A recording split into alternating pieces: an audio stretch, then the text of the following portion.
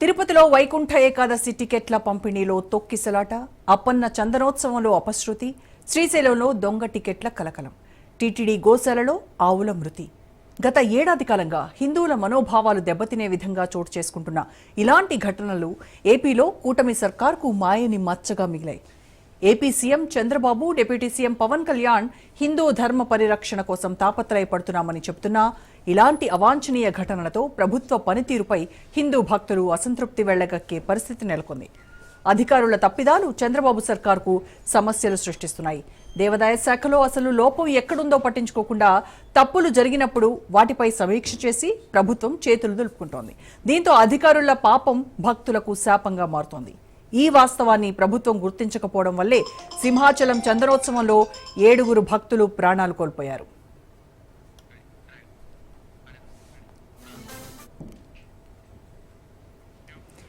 AP CM Chandrababu ఇచ్చే warning ను పట్టించుకోని శాఖ ఏదైనా ఉంది అంటే అది దేవాదాయ శాఖ అనటంలో ఎలాంటి సందేహం లేదు.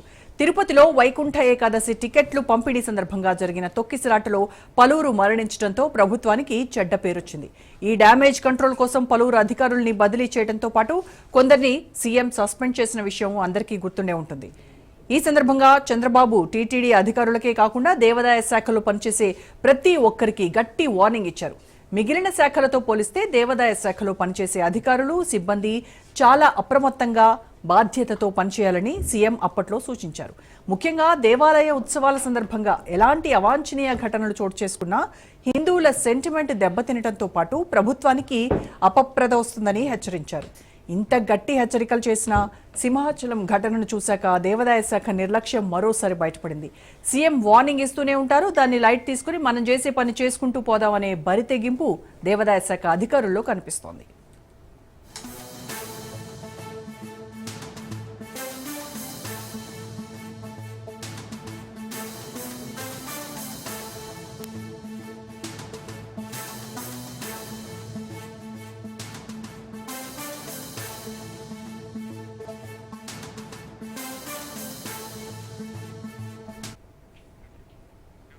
తిరుపతిలో తొక్కిసలాట ఘటనకు సంబంధించి 24 గంటల్లోపు విచారణ పూర్తి చేసి బాధ్యులపై సీఎం చర్య తీసుకున్నారు.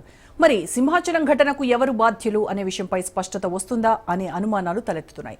సింహాచలం దేవస్థానం ఈవో త్రినాథ్ సెలవులో ఉండటంతో సుబ్బారావు అనే డిప్యూటీ కలెక్టర్ను ఇన్ఛార్జ్ ఈవోగా నియమించారు. ఆయనకు చందనోత్సవ నిర్వహణపై ఏమాత్రం అవగాహన లేదని సింహాచలం ఆలయ సిబ్బంది చెబుతున్నారు. ఈవోకు అనుభవం లేకపోయినా ప్రస్తుతం దేవాదాయ శాఖ ఇన్ఛార్జ్ కమిషనర్ రామచంద్రమోహన్ సింహాచలం దేవస్థానం ఈవోగా 9 ఏళ్లు పనిచేసిన అనుభవం ఉంది.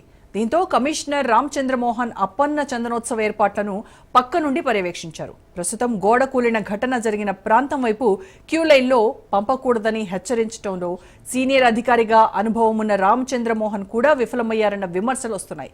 ఎందుకంటే 4 రోజుల క్రితమే ఈ గోడను కట్టారని, దానికి ఇంకా ఫినిషింగ్ కూడా జరగలేదని ఆలయ ఇంజనీరింగ్ అధికారులు చెబుతున్నారు. మరి కొత్తగా కట్టిన గోడ భక్తుల తాకిడికి నిలబడదని తెలిసి కూడా ఎందుకు క్యూ లైన్ను అటు పంపారనే ప్రశ్నకు దేవాదాయ కమిషనర్ చంద్రమోహన్ సమాధానం చెప్పాలి.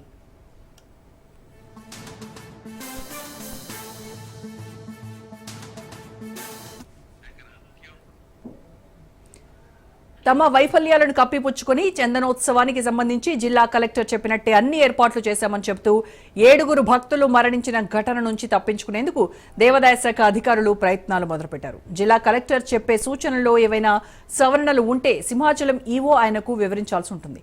కానీ ప్రస్తుత ఈవో డిప్యూటీ కలెక్టర్ ర్యాంక్ అధికారి కావడంతో ఆయన కలెక్టర్ నిర్ణయాన్ని కాదని చెప్పే సాహసం చేయలేడు.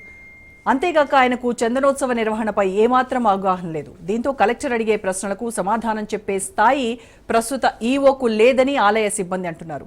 దేవాదాయ శాఖకు ప్రస్తుతం ఇన్ఛార్జిగా ఉన్న రామచంద్రమోహన్ నాన్ ఐఏఎస్ అయినప్పటికీ తనకున్న అనుభవంతో కొత్తగా కట్టిన గోడ వైపు క్యూ లైన్ పంపొద్దని కలెక్టర్ను ఒప్పించుండొచ్చనే వాదన వినిపిస్తోంది. మొత్తం మీద దేవాదాయ శాఖ అధికారుల సమన్వయ లోపంతో 7 భక్తులు ప్రాణాలను కోల్పోయే పరిస్థితి ఏర్పడింది.